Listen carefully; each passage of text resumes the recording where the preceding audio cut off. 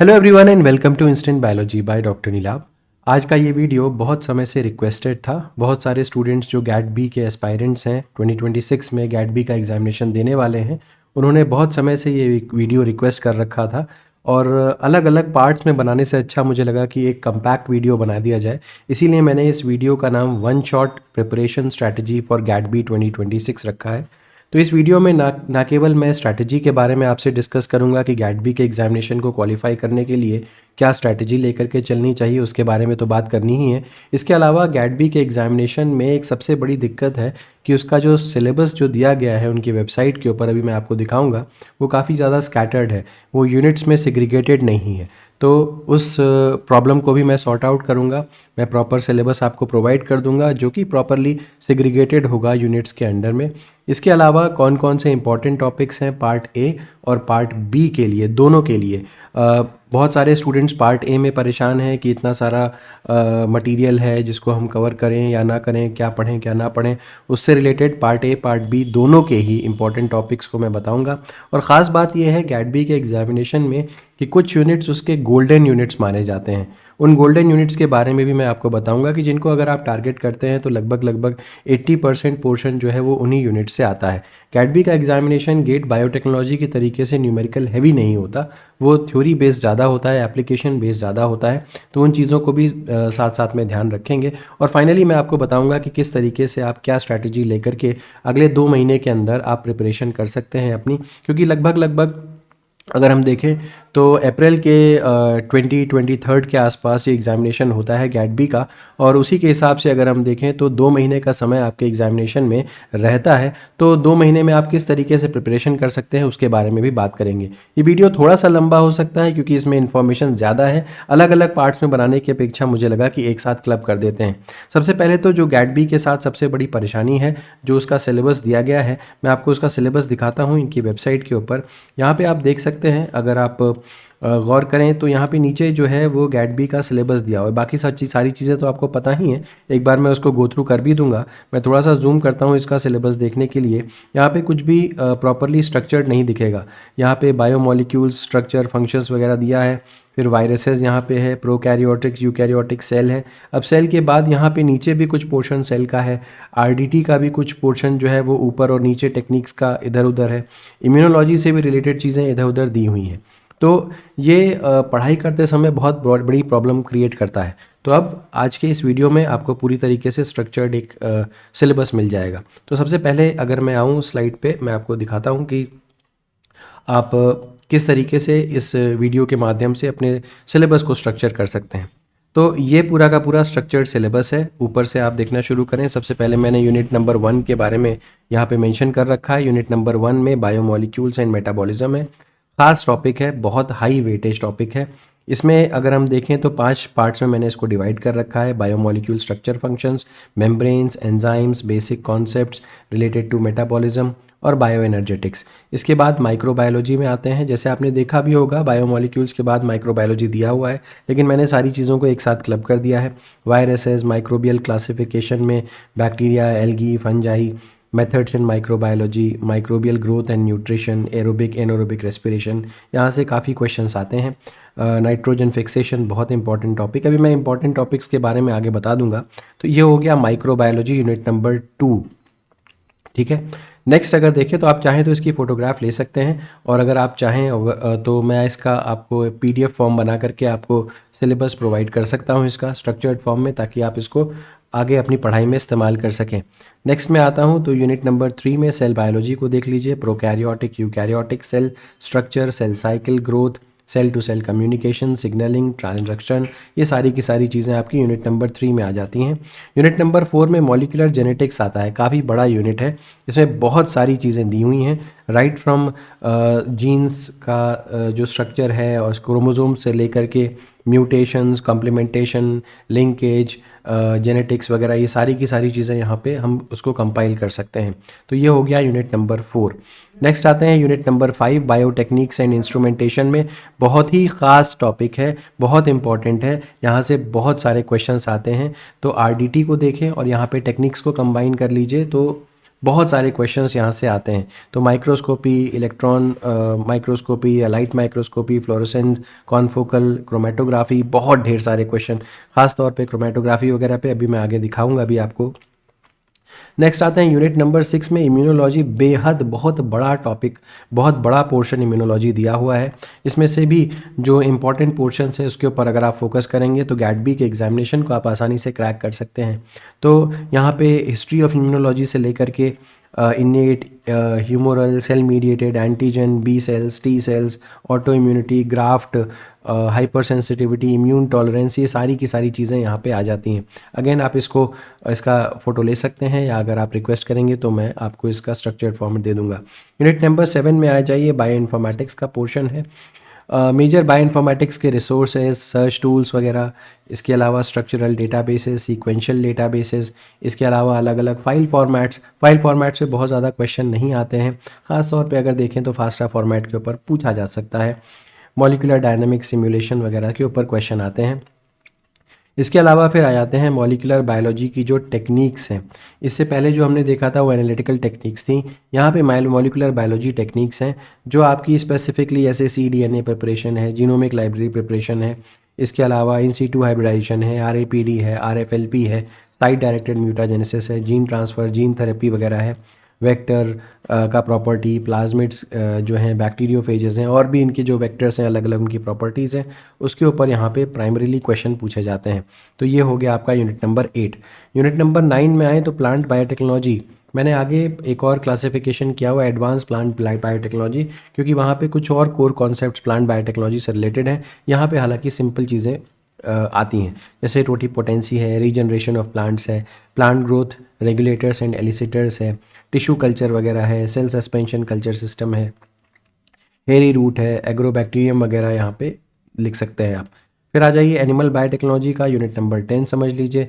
यहाँ पे anchorage, non anchorage dependent, animal cell culture, media composition, growth conditions वगैरह हो गया, काइनेटिक्स हो गया ग्रोथ का। इसके अलावा माइक्रो और macro carrier culture, hybridoma technology यहाँ का एक बहुत ही खास टॉपिक है, यहाँ से अक्सर क्वेश्चन आता है। अब आ जाइए यूनिट नंबर 11 में, बायो प्रोसेस इंजीनियरिंग। यहाँ पे दिया बहुत कुछ है, बहुत सारी बातें दी हुई हैं बायो प्रोसेस इंजीनियरिंग में, और इसके अलावा engineering principles in bio processing, ये भी एक यूनिट आप समझ सकते हैं या इसी के अंदर कंसिडर कर लीजिए यूनिट नंबर 11 के अंदर ही। तो मटेरियल काफ़ी कुछ है लेकिन पढ़ना इसमें से कम ही है। क्या पढ़ना है वो भी बता दूंगा अभी आपको। नेक्स्ट आ जाते हैं यूनिट नंबर 12 में, एडवांस प्लांट बायोटेक्नोलॉजी, जिसको मैं अभी थोड़ी देर पहले आपको बता रहा था। यहाँ पर भी जो कुछ और बातें हैं अपार्ट फ्रॉम द जो प्लांट बायोटेक्नोलॉजी का इससे मैंने पहले बताया था, उसके अलावा कुछ जैसे नैनो टेक्नोलॉजी से रिलेटेड क्वेश्चंस हैं, DNA फिंगरप्रिंटिंग, जीन साइलेंसिंग वगैरह है, सैटेलाइट एंड रिपीटेटिव DNA वगैरह है। इसके अलावा protoplast isolation, protoplast fusion, somatic hybrids, ये सब थोड़े एडवांस कॉन्सेप्ट्स हैं प्लांट बायोटेक्नोलॉजी के लिए। तो आप चाहे तो इसको भी उसमें दर भी क्लब कर सकते हैं और चाहे तो इसको सेपरेटली पढ़ सकते हैं। तो ये आपका यूनिट नंबर 12 हो गया। तो कुल मिलाकर के 12 यूनिट हैं जो गैट बी के एग्जामिनेशन में पार्ट बी को अगर आप ठीक से देखें तो 12 यूनिट में आप उसको डिवाइड कर सकते हैं। अब क्या इसमें मुझे सारी की सारी चीज़ें पढ़नी है, क्योंकि टाइम तो 2 महीना ही बचा हुआ है, और इफ़ेक्टिवली पढ़ाई करने के लिए हमें ये देखना होगा कि कौन कौन से टॉपिक्स जो हैं वो बहुत हाई यील्डिंग है, कहाँ से क्वेश्चंस हर बार पिछले 5 साल के पेपर्स को भी अगर आप देखेंगे तो आपको एक रफ आइडिया लग जाएगा कि कहाँ कहाँ से मेजॉरिटी ऑफ क्वेश्चंस आ रहे हैं। हालांकि ये सिलेबस देखने के बाद मेजॉरिटी ऑफ द स्टूडेंट्स की हालत ये हो गई होगी कि मेरा तो लाइफ इतना ख़राब हो गया है, इतना ख़राब हो गया है कि अब मैं क्या करूं। तो यही स्थिति होगी आपकी, लेकिन मैं इसके बाद कहता हूं मैं हूं ना। तो मैं क्या करने वाला हूं, आगे के जो कुछ पोर्शंस हैं, स्लाइड्स हैं, उसमें मैं आपको स्पेसिफिकली स्टेप बाय स्टेप बताता चलूँगा कि किस तरीके से पढ़ाई करनी है और किन किन टॉपिक्स को, किन किन यूनिट्स को ख़ास तौर पे ध्यान देना है। तो चलिए देखते हुए चलते हैं एक एक करके। तो सबसे पहले आ जाते हैं आप 50 most important topics for GAT B preparation unit wise. तो यहाँ पे हर यूनिट के हिसाब से मैंने जो टॉप टॉपिक्स हैं वहाँ से जो 50 मेजर टॉपिक्स हैं उनको कवर कर लिया है। तो कुल मिलाकर के 50 इन टॉपिक्स को अगर आप देखें तो गैट बी के एग्जामिनेशन में यहीं से क्वेश्चंस हर बार रिपीट में आते हैं। बायोमोलिक्यूल्स एंड मेटाबॉलिज्म की बात करूं तो structure and functions of biomolecules, यहाँ पे अगर आप देखें तो एंजाइम से बहुत क्वेश्चंस हर बार आते हैं। एंजाइम की प्रॉपर्टीज़, एंजाइम की काइनेटिक्स। इसके अलावा एंजाइम इनहिबिशन से क्वेश्चंस हर बार आते हैं। इसके अलावा अमाइनो एसिड प्रॉपर्टीज़ के ऊपर क्वेश्चन जो है वो हर बार आते हैं। इसके अलावा अगर आप देखें तो डीएनए के ऊपर, डीएनए की प्रॉपर्टी के ऊपर क्वेश्चंस जो हैं वो हर बार आते हैं। डीएनए के टाइप्स के ऊपर क्वेश्चंस हर बार आते हैं। इसके अलावा अगर आप देखें लिपिड्स के बारे में, तो लिपिड्स की प्रॉपर्टीज़ जो प्लाज्मा मेम्ब्रेन में होती है वहाँ पे क्वेश्चंस उससे रिलेटेड हर बार पूछे जाते हैं। तो यहाँ पे देखिए बायोलॉजिकल मेम्ब्रेन्स आ गया एंड ट्रांसपोर्ट प्रोसेसेस आ गया। ट्रांसपोर्ट कितनी तरीके का होता है, बायोलॉजिकल मेम्ब्रेन्स का कंपोजिशन क्या होता है, इस तरीके के क्वेश्चंस। तो ये दो टॉपिक आपके बायोमोलिक्यूल्स के लिए मेजर हैं। एंजाइम्स के बारे में मैंने आपको बता ही दिया, classification, kinetics, mechanism of action. इसके अलावा कार्बोहाइड्रेट्स का स्ट्रक्चर, इसके अलावा लिपिड्स का स्ट्रक्चर, अमाइनो एसिड्स का, न्यूक्लिक एसिड्स का। ख़ास तौर पे अगर हम देखें तो यहाँ पे जो कार्बोहाइड्रेट्स में पोर्शन में जो एपीमर्स हैं, एनोमर्स वगैरह के ऊपर क्वेश्चंस अक्सर पूछे जाते हैं। अमाइनो एसिड की प्रॉपर्टीज़ तो हर एग्ज़ाम में कॉमन है, यहाँ पे ज़रूर आया जाएगा। और न्यूक्लिक एसिड्स में डीएनए के ऊपर क्वेश्चंस ज़रूर पूछे जाते हैं। फिर अगर मेटाबॉलिज्म में जाएं तो बहुत डेप्थ में नहीं जाने की ज़रूरत है। फोटोसिंथेसिस, रेस्पिरेशन और इलेक्ट्रॉन ट्रांसपोर्ट चेन के बारे में आपको पढ़ना आना चाहिए। बायो एनर्जेटिक्स या थर्मोडायनेमिक्स से रिलेटेड क्वेश्चंस भी यहाँ पे पूछे जाते हैं। बहुत न्यूमेरिकल हैवी नहीं होते, सिंपल क्वेश्चंस ही यहाँ से पूछे जाते हैं। नेक्स्ट आ जाते हैं माइक्रोबायोलॉजी के ऊपर। माइक्रोबायोलॉजी में वायरसेस, स्ट्रक्चर एंड क्लासिफिकेशन, और इसके अलावा माइक्रोबियल क्लासिफिकेशन बाय बैक्टीरिया के ऊपर क्वेश्चंस आते हैं ज़रूर से। वायरसेस के ऊपर क्वेश्चन ज़रूर से आते हैं। माइक्रोबायोलॉजिकल मेथड से क्वेश्चंस आते हैं। इसके अलावा माइक्रोबायोलॉजिकल ग्रोथ, न्यूट्रिशन, मेटाबॉलिज्म, ये जो है ये आपका कॉमन हो जाएगा बायोप्रोसेस इंजीनियरिंग के अंदर भी। एरोबिक एंड एनएरोबिक रेस्पिरेशन से क्वेश्चन ज़रूर आते हैं। एनएरोबिक रेस्पिरेशन के ऊपर ख़ास तौर पे स्टूडेंट्स ध्यान नहीं देते, वहाँ से क्वेश्चंस आ जाते हैं। इसके अलावा नाइट्रोजन फिक्सेशन तो बहुत ही ख़ास टॉपिक है, इसको तो बिल्कुल नहीं छोड़िएगा। फिर आया microbial diseases and host pathogen interactions. Next आ जाइए सेल बायोलॉजी में। Prokaryotic and eukaryotic cell structure main है। यहाँ पे सेल, उसका स्ट्रक्चर, उसके अंदर ऑर्गेनील्स वगैरह के बारे में क्वेश्चंस पूछे जाते हैं। बहुत simple to the point questions आते हैं। Cell cycle and cell growth control, यहाँ पे G1 फेज़ में, G1 S फेज़ में, S फेज़ में, G2 और M फेज़ में क्या साइक्लिन्स हैं, क्या CDKs हैं, उसके बारे में क्वेश्चंस आते हैं। फिर सिग्नलिंग में अगर आप देखें तो GPCR और टायरोसिन काइनेज को अगर आप देख लें तो वहाँ से मेजर क्वेश्चंस पूछे जाते हैं। सिग्नल ट्रांसडक्शन के बारे में सिग्नल ट्रांसडक्शन जो है वो भी यहाँ पे पूछा जाता है, बहुत ज़्यादा नंबर में नहीं, बट हाँ ठीक ठाक अमाउंट में पूछा जाता है। बात करते हैं मॉलिक्यूलर जेनेटिक्स। जेनेटिक्स में आपका, जैसे मैंने पहले भी बताया था, जीन्स, क्रोमोसोम्स, म्यूटेशन यहाँ पे ख़ास इंपॉर्टेंट टॉपिक है। अलग अलग टाइप ऑफ म्यूटेशंस के बारे में ज़रूर पूछा जाता है। न्यूक्लिक, ये तो हर ही एग्ज़ाम में इम्पॉर्टेंट है। रेप्लिकेशन, ट्रांसक्रिप्शन, ट्रांसलेशन, बहुत इंपॉर्टेंट पोर्शन है। लैक ओपरॉन, यहाँ पे लैक ओपरॉन के ऊपर क्वेश्चन आता है। इसके अलावा फिर मॉलिक्यूलर जेनेटिक्स के आगे बढ़ें तो मेंडेलियन जेनेटिक्स आ जाता है, जहाँ पे जो मेंडल के अलग अलग लॉज हैं उससे रिलेटेड न्यूमेरिकल्स आ सकते हैं, बहुत सिंपल टाइप के। फिर जीन ट्रांसफ़र, जेनेटिक डिजीजेज़ और डीएनए डैमेज एंड रिपेयर, ये आपके कुछ टॉपिक्स हो गए। बायोटेक्निक्स एंड इंस्ट्रूमेंटेशन, सबसे इम्पॉर्टेंट है माइक्रोस्कोपी, आपका क्रोमेटोग्राफी और आपका इलेक्ट्रोफोरेसिस। इन टॉपिक्स को अगर आप देखें तो यहीं से बहुत सारे क्वेश्चंस, मैक्सिमम क्वेश्चंस आपके टेक्निक्स एंड इंस्ट्रूमेंटेशन से बन जाते हैं। हालांकि सेंट्रीफ्यूगेशन वगैरह पे क्वेश्चन थोड़े बहुत आए हुए हैं, और स्पेक्ट्रोस्कोपी में आपको बियर लैम्बर्ट लॉ के बारे में पता होना चाहिए। नेक्स्ट आ जाते हैं इम्यूनोलॉजी। इम्यूनोलॉजी का सिलेबस आपको याद होगा, बहुत लंबा चौड़ा सिलेबस था। क्या हमको सारा का सारा पढ़ना है? नहीं। Innate, humoral, cell mediated immunity, इनके बीच में डिफरेंसेस आपको पता होने चाहिए। एंटीजन एंटीबॉडी के जो रिएक्शंस होते हैं अलग अलग, उसके बारे में पता होना चाहिए। एंटीबॉडी का स्ट्रक्चर एंड फंक्शन और एंटीबॉडी का स्ट्रक्चर एंड फंक्शन आपको पता होना चाहिए। एमएचसी के दो टाइप्स हैं, एमएचसी टाइप 1 और एमएचसी टाइप 2, इसके बारे में पता होना चाहिए। और immune response regulations and disorders जो रिलेटेड हैं उसके बारे में पता होना चाहिए। इम्यूनोलॉजी से भी क्वेश्चंस ठीक ठाक अमाउंट में आते हैं।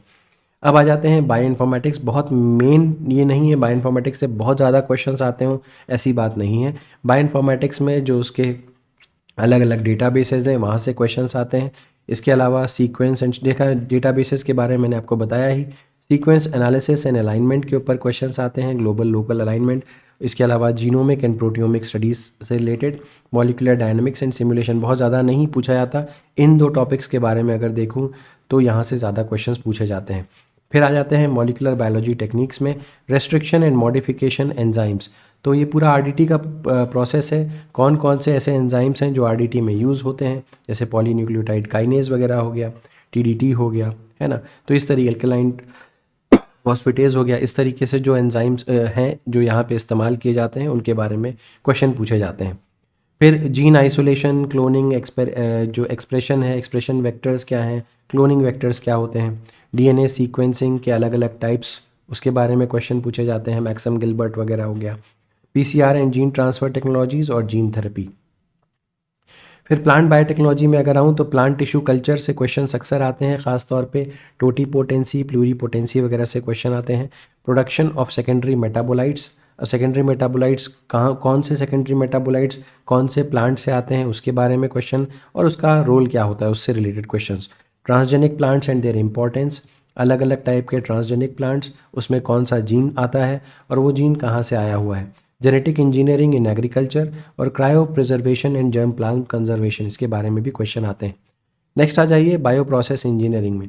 बायो प्रोसेस इंजीनियरिंग में क्वेश्चंस या जो क्वेश्चंस का जो कोर है वो लिमिटेड जगह से पूछा जाता है, हालांकि जो सिलेबस दिया हुआ है वो बहुत ज़्यादा है। मैं अगर आपको एडवाइस करूँगा तो ये ज़रूर कहूँगा कि माइक्रोबियल ग्रोथ काइनेटिक्स को ज़रूर पढ़ लीजिए, जिसमें अलग अलग टाइप्स के कल्चर हैं, बैच, फेड बैच और कंटिन्यूअस कल्चर, इसके बारे में जानकारी होनी चाहिए। अलग अलग फेजेस ऑफ ग्रोथ जो हैं, lag phase, log phase, stationary phase, इनके बारे में जानकारी होनी चाहिए। मोनोड इक्वेशन के बारे में जानकारी होनी चाहिए।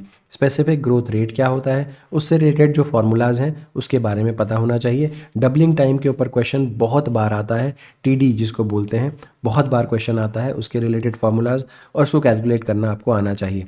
यील्ड कोएफिशिएंट उतना इंपॉर्टेंट नहीं है एज कम बायो प्रोसेस इंजीनियरिंग के लिए, बट अगर बात करें बायो रिएक्टर्स के बारे में तो अलग अलग टाइप के बायो रिएक्टर्स के बारे में आपको जानकारी होनी चाहिए, ख़ास तौर पे CSTR, airlift, bubble column reactor. इसके अलावा जो कंपोनेंट्स हैं, इम्पेलर क्या करता है, ख़ास तौर पे अगर बैफल्स और स्पार्जर के बारे में बात करें तो बहुत बार पूछा गया है। एरोबिक एनारोबिक फर्मेंटेशन कॉमन था पीछे सेल बायोलॉजी में, सॉरी मेटाबॉलिज्म के बारे में। स्टेरलाइजेशन अलग अलग तरीके के जो होते हैं उसके बारे में क्वेश्चन है। KLa का जो सिग्निफिकेंस है उससे रिलेटेड क्वेश्चंस आते हैं। OTR, ऑक्सीजन ट्रांसफ़र रेट क्या होता है, कैसे कैलकुलेट करते हैं, किस चीज़ पे डिपेंड करता है, उससे पूछा जाता है। ऑक्सीजन लिमिटेशन वगैरह के ऊपर रिलेटेड क्वेश्चन। इसके अलावा अपस्ट्रीम एंड डाउनस्ट्रीम प्रोसेसिंग में आपका जो टेक्निक्स वगैरह हैं वो पूछी जाती हैं। तो अब बात करते हैं, तो ये आपका हो गया बायो प्रोसेस इंजीनियरिंग से रिलेटेड बात। नेक्स्ट आते हैं बायो प्रोसेस इंजीनियरिंग में ही growth media and nutrition, defined versus complex media, carbon nitrogen के sources, growth factors, trace element, limiting nutrients, ये बहुत पूछा जाता है। तो ये माइक्रोबायोलॉजी में भी कॉमन पोर्शन है और यहाँ पर भी कॉमन है।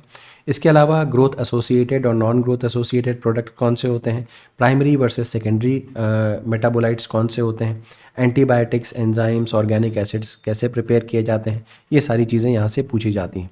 अब बात करते हैं कि मैं या हमारी जो बुक्स वगैरह हैं या हमारा कोर्स आपकी कैसे हेल्प कर सकता है।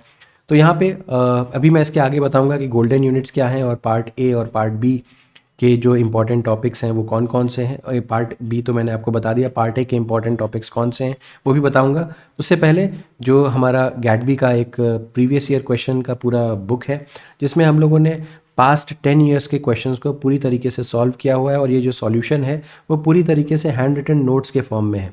उसमें हर क्वेश्चन को प्रॉपरली नोट्स के फॉर्म में एक्सप्लेन किया गया है, जिसको अगर आप पढ़ते हो तो आपको क्वेश्चन के बारे में पता चलता है और जो ऑप्शंस जो करेक्ट नहीं है उसके बारे में भी आपको डिटेल में इंफॉर्मेशन मिल जाती है। तो गैटबी की PYQs नॉन नेगोशिएबल हैं, इसको आप ज़रूर ज़रूर ज़रूर सॉल्व करिए। पास्ट 10 ईयर्स के क्वेश्चन टारगेट करिए कि आप ज़रूर सॉल्व कर पाएँ। तो ये एक बुक आपके लिए बहुत इंपॉर्टेंट हो सकती है। ये बुक ऑलरेडी अमेज़ॉन पे अवेलेबल है, गैटबी ब्लूप्रिंट के नाम से, आप उसको परचेज़ कर सकते हैं अमेज़ॉन से ही। उसका लिंक भी डिस्क्रिप्शन सेक्शन में आपको मिल जाएगा। इसके अलावा आपको पता है कि गैटबी के पार्ट ए में फिजिक्स का पोर्शन, केमिस्ट्री का पोर्शन और मैथ्स का पोर्शन और बायोलॉजी का पोर्शन आता है। आपकी फ़िज़िक्स को संभालने के लिए यहाँ पे एक बहुत ही अच्छी एक बुक है जो ऑब्वियसली मैंने ही लिखी हुई है, comprehensive handwritten notes on physics. ये जो बुक है इसमें फ़िज़िक्स के जो इम्पॉर्टेंट टॉपिक्स हैं आपके गैटबी से रिलेटेड, ख़ास तौर पे जो बायोलॉजिस्ट्स हैं वो जब फिज़िक्स को पढ़ें तो किस तरीके से पढ़ें, क्या क्या टॉपिक्स को पढ़ें, IIT जैम के लिए, टाइफर के लिए, एम्स के लिए या CUET PG के लिए, उसके बारे में यहाँ पे सारी चीज़ें मैंने बता रखी हैं। तो आप चाहें तो इस बुक को परचेज़ कर सकते हैं, इसका भी लिंक डिस्क्रिप्शन सेक्शन में मिल जाएगा। ये बुक भी अमेज़ॉन पे रिलेटेड है, अमेज़ॉन पे अवेलेबल है। अगर बात करते हैं कोर्स की, तो जो गैट बी 2026 का जो कोर्स है वो 27 फरवरी 2026 से हमारा शुरू हो रहा है और ये क्रैश कोर्स है। इस क्रैश कोर्स को हमने इस तरीके से डिज़ाइन किया हुआ है कि पहले महीने में, क्योंकि 27 फेब से शुरू हो रहा है, तो अप्रॉक्सीमेटली मार्च का पूरा महीना हम इस्तेमाल करने वाले हैं ताकि हम सारे जो भी इम्पॉर्टेंट टॉपिक्स हैं पार्ट बी के, वो सारे के सारे आपको करवा सकें। और फिर पार्ट ए और पार्ट बी के जो प्रीवियस ईयर क्वेश्चंस हैं पास्ट 10 ईयर्स के, उनको सॉल्व करेंगे, जिसकी मदद से वहाँ पे हम पार्ट ए के भी टॉपिक्स डिस्कस करते चलेंगे ताकि आपको पार्ट ए का भी अच्छा खासा नॉलेज हो जाए। और पार्ट बी तो हम ऑलरेडी पढ़ा ही चुकेंगे, उसको भी रिवाइज करेंगे अप्रैल के महीने में। तो मार्च में पूरा हम लोग पढ़ेंगे पार्ट बी को अच्छी तरीके से। फिर अप्रैल का जो महीना आएगा उसमें हम लोग प्रॉपरली रिवीजन करेंगे थ्रू PYQs, उसमें पार्ट ए भी आपका कवर हो जाएगा। तो ये पूरी तरीके से बहुत ही बेहतरीन ढंग से डिज़ाइन क्रैश कोर्स है और इसकी फ़ीस भी बहुत ही अफोर्डेबल है। अगर मैं यहाँ पे बात करूँ तो फ़ीस जो है इसकी ₹3500 है और इसमें आपको जो टेस्ट सीरीज़ है वो भी इंक्लूडेड है। टेस्ट सीरीज़ इसमें इंक्लूडेड है, आपके PDF नोट्स इसमें इंक्लूडेड हैं, PDF नोट्स इसमें इंक्लूडेड हैं। यहाँ पे आपको रिकॉर्डिंग्स भी अवेलेबल होंगी। तो PDF नोट्स आपके लाइफ लॉन्ग हैं और रिकॉर्डिंग्स जो हैं वो आपके गैट बी के एग्जामिनेशन तक अवेलेबल रहेंगी। इसके अलावा गैट बी का एग्जामिनेशन जब क्वालिफाई हो जाता है तो बहुत कन्फ्यूजन रहता है, क्योंकि नंबर ऑफ़ कॉलेजेस बहुत ढेर सारे हैं, तो काउंसलिंग में बहुत प्रॉब्लम होती है। तो गैट बी की काउंसलिंग रिलेटेड जो हेल्प होती है उसके रिलेटेड भी आप आराम से हमसे कंसल्ट कर सकते हैं, उसके कोई भी चार्जेस नहीं होंगे, तो कंसल्टेशन आप कर सकते हैं। तो ये फीचर्स तो हैं। इसके अलावा ये जो वीडियो है ये ऑलरेडी मैंने यूट्यूब पे अपने डाल रखा है, आप इसको चेकआउट कर सकते हैं। उसमें सारी डिटेल्स बताई हुई हैं गैट बी से रिलेटेड, गैट बी का जो क्रैश कोर्स शुरू हो रहा है उससे रिलेटेड। आप हमसे कांटेक्ट कर सकते हैं, अगर आप चाहते हैं एनरोल करने के लिए तो इस पर कॉन्टैक्ट कर सकते हैं 8299134528। जो स्टूडेंट्स को लिया जाएगा वो 50 स्टूडेंट्स को ही लिया जाएगा इस बैच में। तो इस नंबर पे आप कांटेक्ट करके अपनी सीट को बुक करा सकते हैं 8299134528। अब आ जाते हैं जो हमारा most important topics for part A. आपको पता है कि पार्ट ए में 10+2 के लेवल के क्वेश्चंस पूछे जाएंगे। तो अगर हम 2020 से लेकर के 2025 के सेक्शन ए को एनालाइज करें तो मैथमेटिक्स को अगर देखें तो परसेंटेज, प्रॉफिट, लॉस के क्वेश्चंस हैं, टाइम, स्पीड, डिस्टेंस के क्वेश्चंस हैं, pipes and cistern, probability, permutation, combination, average, simple interest और कंपाउंड इंटरेस्ट के क्वेश्चंस यहाँ से पूछे जाते हैं। लगभग 15 से 15 क्वेश्चंस के आसपास आपको यहाँ से मिल जाएंगे मैथमेटिक्स के। तो अगर आप मैथमेटिक्स को अच्छे से तैयार करना चाहते हो तो आप कम से कम इन टॉपिक्स को ज़रूर ध्यान में रखिए पढ़ते समय। अब आ जाते हैं अगले टॉपिक के बारे में, फ़िज़िक्स। फ़िज़िक्स के जो क्वेश्चंस आते हैं वो जनरली आपके फार्मूला बेस्ड ही आते हैं। इसमें बहुत ज़्यादा जैसे कि अगर हम देखें तो बहुत ज़्यादा आपको चेंजेस करने की ज़रूरत नहीं पड़ती, डायरेक्टली फार्मूला बेस्ड। काइनेमेटिक्स के ऊपर, न्यूटन के जो लॉ हैं उसके ऊपर, वर्क, पावर और एनर्जी के ऊपर, कैपेसिटर्स के ऊपर, लेंसेज और मिरर्स के ऊपर बहुत ढेर सारे क्वेश्चंस आए हुए हैं। कैपेसिटर्स के ऊपर, कैपेसिटर्स का जो कनेक्शन होता है उसके ऊपर, और रेजिस्टेंसेस का जो कनेक्शन होता है सीरीज़ में, पैरेलल में कैसे चेंजेस होंगे, क्या फार्मूला इस्तेमाल होता है, units and dimensions, electromagnetism, waves और ऑप्टिक्स। यहाँ से इतने क्वेश्चंस, इतने पोर्शन अगर आपने पढ़ा फिज़िक्स का तो आप अच्छे से 15 क्वेश्चंस कर सकते हो आराम से, कोई दिक्कत नहीं होगी। बस इतने टॉपिक्स टारगेट कर लीजिए। नेक्स्ट आते हैं केमिस्ट्री में। केमिस्ट्री में थर्मोडायनामिक्स अगेन आपका पार्ट बी से मैच करेगा। जब मेटाबॉलिज्म आप पढ़ रहे होगे तो वहाँ पर भी थर्मोडायनामिक्स है, तो एक ही बार में इस तरीके से पढ़िएगा कि पार्ट ए भी कवर हो जाए। Chemical kinetics, acids and bases. Acids and bases again आपका जब आप बायोकेमिस्ट्री पढ़ रहे होगे, अगर आप ठीक से पढ़ोगे तो हैंडरसन हैसलबैक इक्वेशन वगैरह, बफर वगैरह का कॉन्सेप्ट पढ़ने से पहले एसिड्स और बेसेस पढ़ना पड़ता है, तो वहाँ से आप पढ़ सकते हो। सॉल्यूशंस एंड कॉलिगेटिव प्रॉपर्टीज़ बहुत इंपॉर्टेंट है, यहाँ से क्वेश्चन अक्सर आता है। ऑर्गेनिक रिएक्शन बेसिस, आइसोमरिज्म और ऑर्गेनिक रिएक्शन बेसिस का मतलब यहाँ पे नेम रिएक्शन पूछा जाता है। अब आप सारे नेम रिएक्शंस तो याद नहीं कर सकते, फिर भी aldol condensation, SN1 SN2 type के जो रिएक्शंस होते हैं उनको ज़रूर देख लीजिएगा। 12 से 15 क्वेश्चंस यहाँ पे आते हैं। अब बायोलॉजी के बारे में बात करें तो जो पार्ट ए है उसमें फिजिक्स, केमिस्ट्री, मैथ्स और बायोलॉजी सारे के सारा पूछा जाता है। 15 क्वेश्चंस हर टॉपिक से आते हैं, तो 15 इंटू 4 60 क्वेश्चंस हो जाते हैं। और यहाँ पे पार्ट ए की अगर हम बात करें तो पार्ट ए में हर क्वेश्चन 1 मार्क्स का होता है, तो 60 into 1 is equals to 60 marks का पूरा पेपर होता है। पार्ट ए पूरा का पूरा होता है। अब बायोलॉजी को बताने की ज़रूरत नहीं है, अगर आप पूरा गेट बी के लिए अच्छे से बायोलॉजी प्रिपेयर कर रहे हो तो ये सारे के सारे टॉपिक जो हैं वो आप अच्छे से कवर कर ही लोगे। तो मैं तो ये मानता हूँ कि बायोलॉजी के 15 नंबर जो है वो आप लेकर के आ ही रहे हो। फिजिक्स, केमिस्ट्री, मैथ्स को थोड़ी देखने की ज़रूरत है। अब बात करते हैं गोल्डन यूनिट्स। सबसे पहले गोल्डन यूनिट्स में अगर मैं बात करूँ तो बायोकेमिस्ट्री आपका आता है। बायोकेमिस्ट्री सबसे इम्पॉर्टेंट यूनिट है गेट बी से रिलेटेड। फिर अगर हम देखें बायोकेमिस्ट्री के बाद तो आपका आरडीटी है। तो आरडीटी और जितनी भी टेक्निक्स हैं, चाहे एनालिटिकल टेक्निक्स हैं, चाहे मॉलिक्यूलर टेक्निक्स हैं, आप यहाँ पे कंसिडर कर सकते हो। फिर आता है आपका मॉलिक्यूलर बायोलॉजी।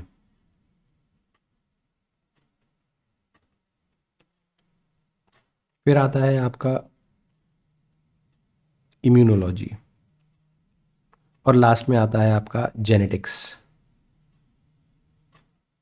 तो ये मेजर 1 2 3 4 5 ये मेजर 5 टॉपिक्स हैं जिनमें आपका 80% क्वेश्चंस जो हैं वो पार्ट बी से बनते हैं। एक बात ज़रूर ध्यान दीजिएगा, पार्ट बी में आपको टोटल क्वेश्चंस जो दिए जाते हैं वो 100 क्वेश्चंस दिए जाते हैं, जिसमें से आपको 60 क्वेश्चंस ही करने होते हैं।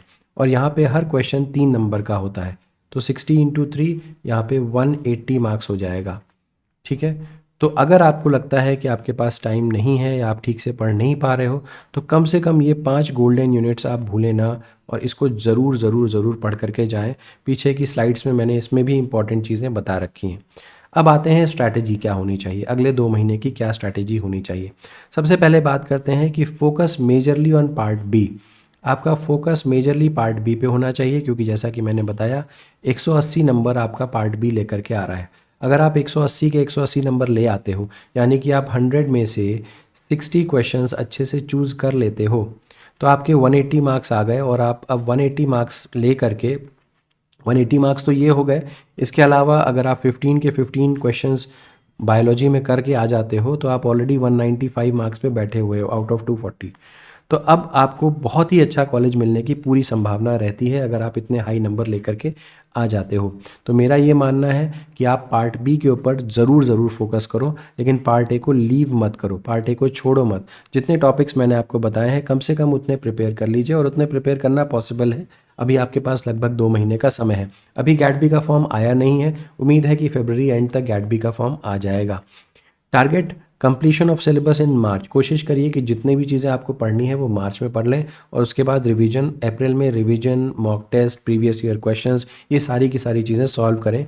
तो यही चीज़ें मैं एकदम अपने क्रैश कोर्स में फॉलो करने वाला हूँ। जितनी भी टॉपिक्स मैंने बताए हैं, जो भी स्ट्रैटेजी मैंने बताई है वो अपने क्रैश कोर्स में फॉलो करने जा रहा हूँ। अगर आप इंटरेस्टेड हैं क्रैश कोर्स में ज्वाइन करने के लिए तो आप अभी भी कॉन्टैक्ट करके ज्वाइन कर सकते हैं। पास्ट 10 ईयर्स के पेपर नॉन नेगोशिएबल हैं, ये भी हम अपने क्रैश कोर्स में सॉल्व करवाएंगे। पार्ट ए टॉपिक्स मेंशन जितने भी मैंने बताए हैं वो एनसीईआरटी से पढ़िए, एनसीईआरटी फ्रीली डाउनलोडेबल है, उसके अलावा और कहीं से पढ़ने की ज़रूरत नहीं है। पीवाईक्यू ज़रूर सॉल्व करिएगा। पार्ट बी कोई भी किताब आप ले सकते हैं पार्ट बी को पढ़ने के लिए। अब मोस्टली लोगों के पास पाथफाइंडर होती है तो आप पाथफाइंडर उठा करके उससे पढ़ सकते हैं। ठीक है, तो ये सारी की सारी डिटेल्स हो गई। अगेन अगर आप हेल्प चाहते हैं, पढ़ना चाहते हैं हमसे, तो आप ज़रूर पढ़ सकते हैं गेट बी का कोर्स। इससे ये वीडियो आप जाकर के देख लीजिएगा। तमाम सारे स्टूडेंट्स हमारे जेएनयू में, आरसीबी वगैरह में ऑलरेडी पहुँचे हुए हैं।